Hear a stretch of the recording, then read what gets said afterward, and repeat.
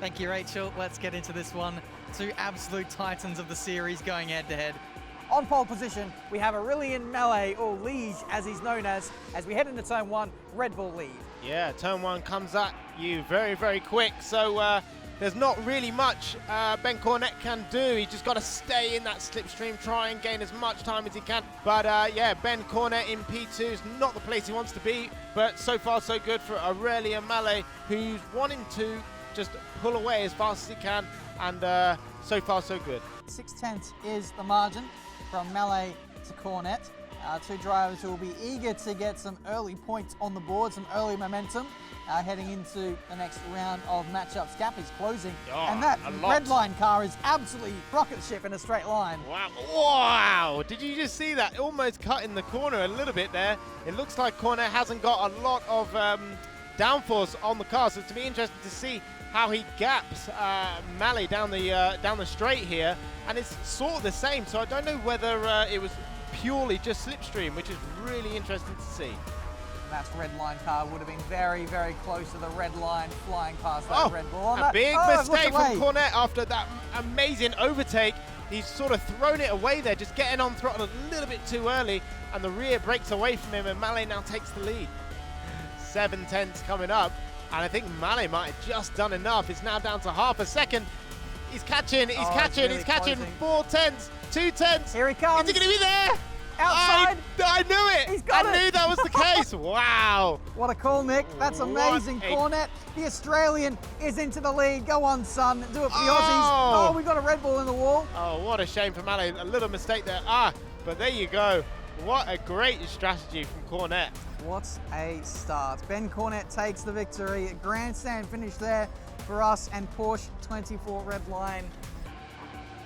This is Michael Schmidl versus Graham Carroll, and this is a clash of the Titans. Schmidl on pole position, gets away well into turn one. Low downforce for the Porsche. Let's see if the Red Bull can fight back.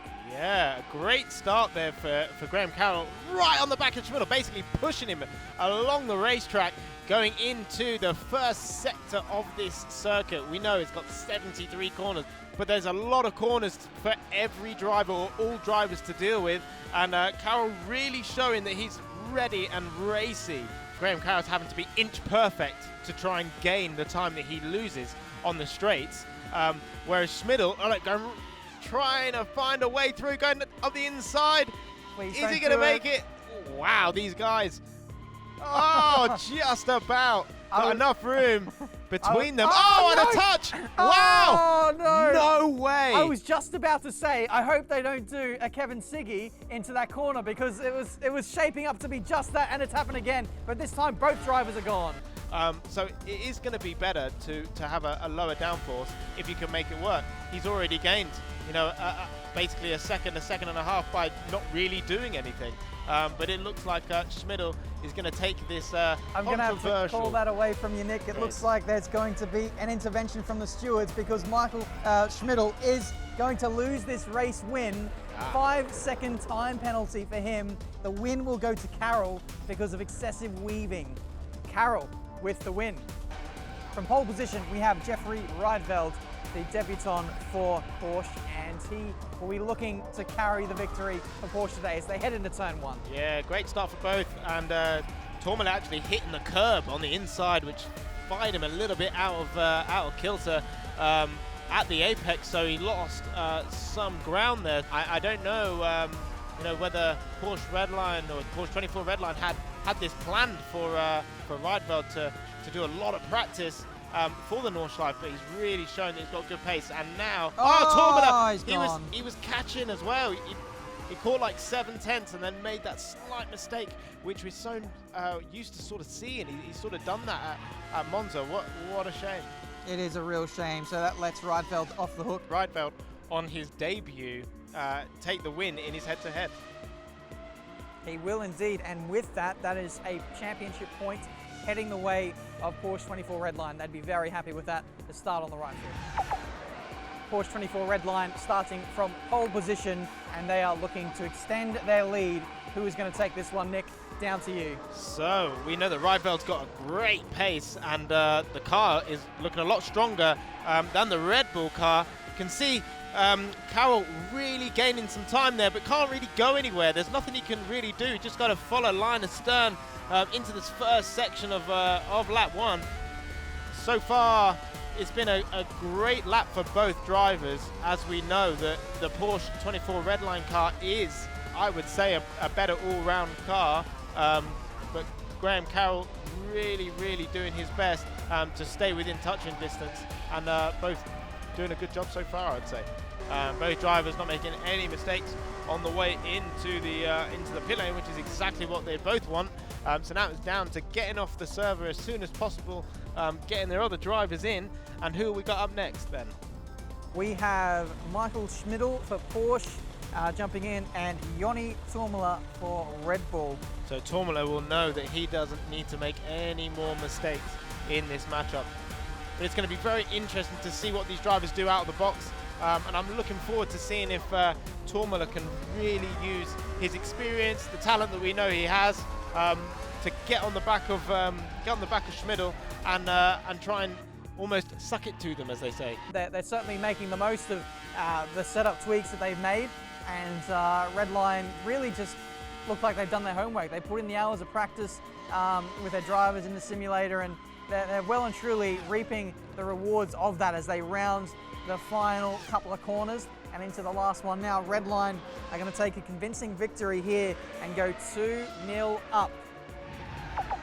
Porsche currently hold a 2-0 lead.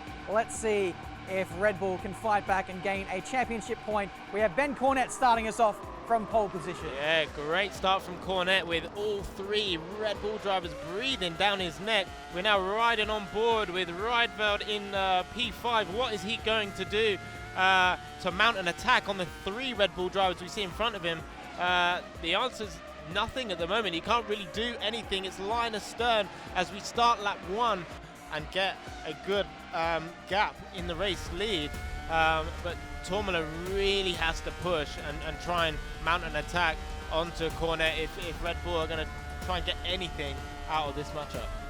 Carroll 6/10 behind Tuomela, looking very close there. Will there be a switch between the 2 drivers? Carroll has been very strong. I think I haven't put the commentator's curse on him. That's Tuomela having a bit of a wiggle there on cold tires, and he squeezes out Melee. It's going to be really tough for Carroll to actually gain anything or actually have an opportunity to do a move, because every corner leads into the next one. So it's not like you can almost pull out of the slipstream and do somebody on the brakes.